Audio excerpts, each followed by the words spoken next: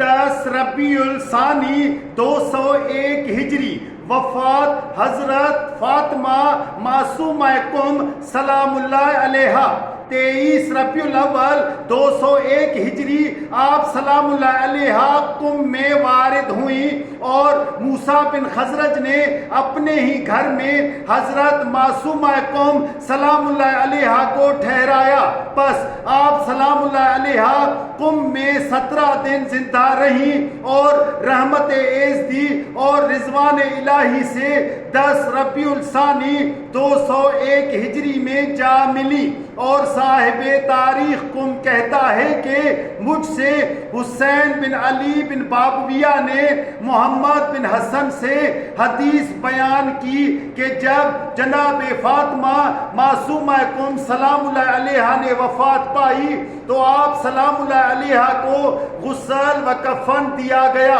اور آپ سلام اللہ علیہا کا جنازہ اٹھا کر بابلان کی طرف لے گئے اور وہاں جا کر اس تہ خانے کے پاس رکھ دیا جو آپ سلام اللہ علیہا کے لیے کھودا گیا تھا. پس آل سعد نے ایک دوسرے سے گفتگو کی اور مشورہ کیا کہ کون شخص سرداب میں جائے اور بی بی کے جنازے کو دفن کرے. کافی گفتگو کے بعد ان کی رائے اس پر قرار پائی کہ ان کا خادم جو بہت زیادہ بوڑھا تھا کہ جس کا نام قادر اور وہ مرد صالح نیک تھا وہ آپ سلام اللہ علیہا کو دفن کرے. جب اس بوڑھے کو بلانے کے لیے کسی کو بھیجا تو دیکھا کہ 2 سوار جنہوں نے اپنے چہرے پر کپڑا لپیٹا ہوا ہے ریگزار کی طرف بڑی تیزی کے ساتھ آ رہے ہیں.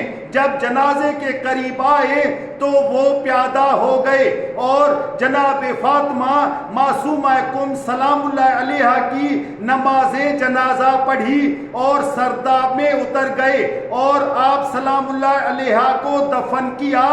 اور باہر آ گئے اور سوار ہو کر چلے گئے. کوئی نہ سمجھ سکا کہ یہ کون تھے. روایت میں ہے کہ موسیٰ نے آپ سلام اللہ علیہا کی قبر پر بوریا کی ایک چھت بنائی یہاں تک کہ جناب زینب مولا امام محمد تقی الجواد علیہ السلام کی بیٹی نے قبر کے اوپر گنبد بنوایا اور جناب فاطمہ معصومہ کم سلام اللہ علیہا کی نماز کی محراب ابھی تک موسیٰ بن خزرج کے مکان میں موجود ہے. مولا امام جعفر صادق علیہ السلام نے فرمایا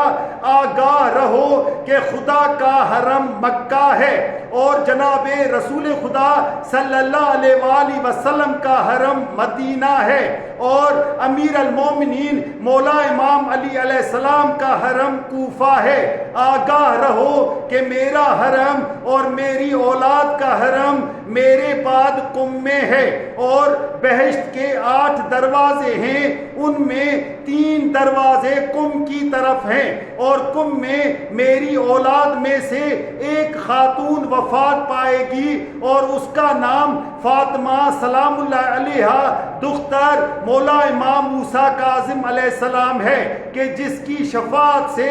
میرے تمام شیعہ بہشت میں داخل ہوں گے.